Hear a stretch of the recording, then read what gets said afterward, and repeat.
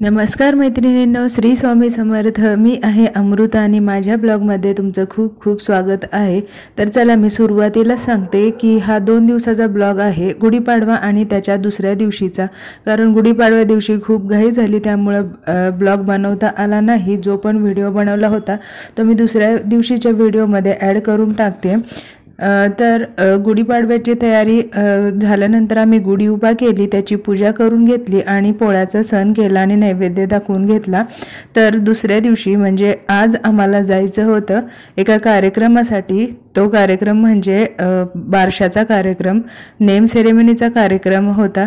तर त्याच्यासाठी आम्ही सकाळी 11-11:30 वाजता घरातून निघालो। कारण हा कार्यक्रम दुपारीच होता, 2-2:30च्या टायमिंगला। संध्याकाळी बारशाचा कार्यक्रम नव्हता, त्याच्यामुळे आम्ही लवकर निघालो होतो।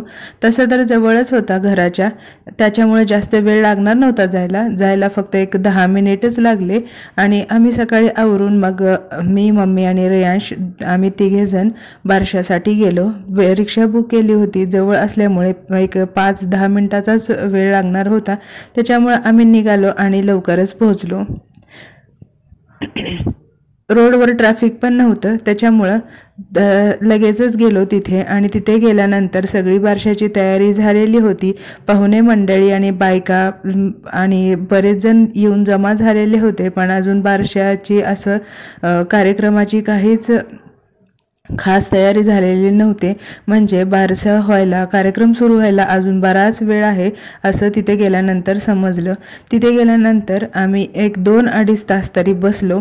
तिथं बसल्यानंतर त्या बायकांची डेकोरेशनची तयारी चालू होती आणि पाळणा सजवणं किंवा ह्या गोष्टी अजून बाकी होत्या। तिथे आम्हाला 2-2.5 तास लागला, त्यामुळे रेयांशला खूप कंटाळा आला होता बसून आणि तो थकला होता, त्याच्यामुळे थोडीशी तिथेच बसून त्याच्यासोबत मस्ती घातली।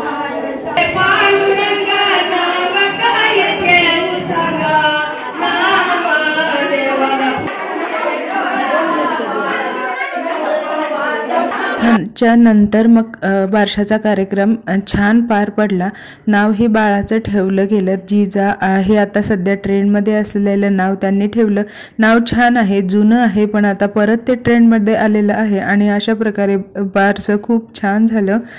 बायकांची ओटी भरण्यासाठी किंवा नाव ठेवण्यासाठी पुढे गर्दी झाली होती, त्यामुळं बाळ आणि बाळाची मम्मीचा व्यवस्थित व्हिडिओ नाही काढता आला, पण ठीक आहे, मी जसा जमेल तसा काढला। तर यांश बोर झाला होता, त्याला झोपही आली होती खूप। तर त्याच्यानंतर आम्हाला आता कार्यक्रम झाल्यानंतर घरी जायचं होतं, म्हणून लवकर बाळाला आणि बाळाच्या मम्मीला भेटलो आणि तिथून आम्ही निघणार म्हणून त्यांच्या घरच्या सगळ्यांना भेटलो आणि आम्ही निघालो। तर खूप छान असं बाळ आणि बाळाची मम्मी होती आणि डेकोरेशन पण खूप छान केलेलं होतं। एकदम सिंपल आणि लवकर कार्यक्रम झाला, पण खूप छान झाला।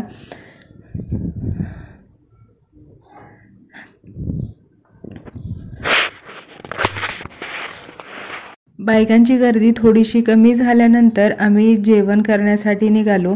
कारण आम्ही जेव्हा बाहेर गेलो तेव्हा त्या लोकांना तिथे फोटोशूट करायचं होतं, आम्ही काय तिथे थांबलो नाही।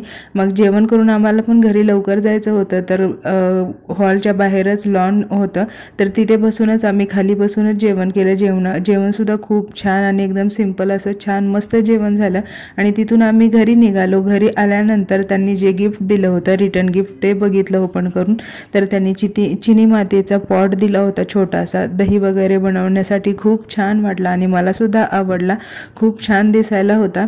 तर ते ओपन करून बघितलं आणि संध्याकाळच्या जेवणाचं जास्त लोड नव्हता, कारण आज रमजान ईद असल्यामुळे ना आमच्या इकडे शिरकुर्मा आलेला होता, त्याच्यामुळं जास्त जेवण काही बनवलं नाही। कारण आम्हाला परत स्वामी समर्थांच्या प्रकट दिन असल्यामुळे ना मंदिरात पण जायचं होतं दर्शनाला, कारण तिकडे खूप गर्दी होती, त्याच्यामुळं आम्ही लवकर गेलो नाही। आणि म्हणलं जेवण वगैरे बनवून जेवण करून जावं, पण असं झालं की जेवण बनवलं आणि पटकन दर्शनाला जाऊन यावं असं ठरवलं। तिथे गेल्यानंतर गर्दी होती, पण दर्शन खूप छान झालं। तर चला, मी हा व्हिडिओ इथे थांबवते, बाय।